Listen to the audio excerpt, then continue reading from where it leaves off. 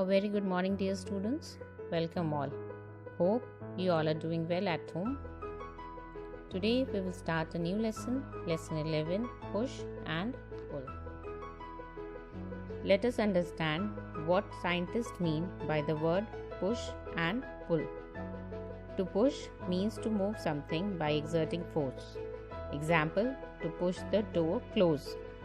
To pull means to move something towards you, sometimes with great force. Example, to open the door of your refrigerator. Examples of push: pressing telephone buttons, moving of furniture, chair, and pushing your friend on a swing are all examples of push. Examples of pull: opening a drawer, flying a kite, playing tug of war, and monkey bars are all examples of pull. What is force? Try to push or pull a chair. It moves from its original place. It means you applied force on the chair to change its position. Force is a push or pull. Now let's learn what happens when a force is applied. Number 1. Force is used to move things. Nothing can move without being pushed. Force is also needed to stop moving things. A goalkeeper applies force to stop a moving ball. Number 3. If we need bigger force to move bigger things, then we can also use machines. For example, a crane is used to lift heavy materials. 4. Each force has direction. It means it moves the thing in a particular direction. Direction of a moving thing can be changed by applying force. For example, a bowler throws the ball towards the batsman. The batsman applies force with his bat and changes the direction of the ball. Force can change the shape of an object also. Take some Play Doh in your hand and press it. It changes its shape. Pull a rubber band, it gets stretched and changes its shape.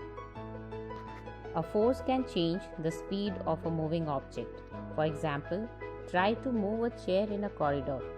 Ask your friend to join you and move it faster. You applied more force and moved the object faster. That means force can change the speed of moving object. Types of forces. 1. Muscular force. The force exerted by the muscles of human body is called muscular force. We use our muscles during running, playing, and working. Animals exert muscular force to do a heavy work such as plowing, pulling cart, etc. Gravitational force. Whenever an object is thrown vertically upward, it comes down to the earth. Apples falling from a tree always come down. Why can they not go up? This is because the earth pulls all the object towards its center. The pull exerted by the earth on the object is called the force of gravity or gravitational force.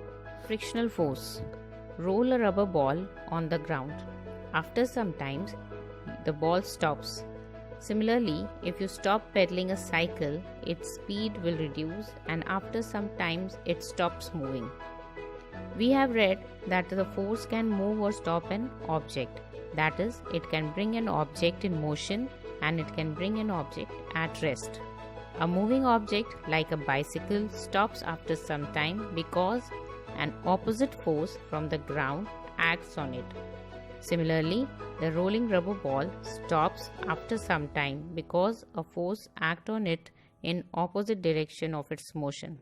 This is the frictional force that tries to stop moving object. Thus, the force that comes by the rubbing of two objects is called friction or frictional force. Next is magnetic force. The force by which a magnet attracts or repels objects like iron, steel, nickel and cobalt is called magnetic force. Big objects like car and heavy parts of machines are picked by the crane. Such cranes are filled with an electric magnet. When the electricity is passed through the huge iron object in front, it becomes a strong magnet.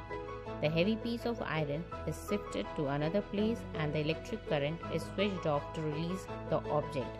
In this way, the magnet. So, these were the different types of forces. With this, we come to the end of the chapter. Thank you and have a nice day.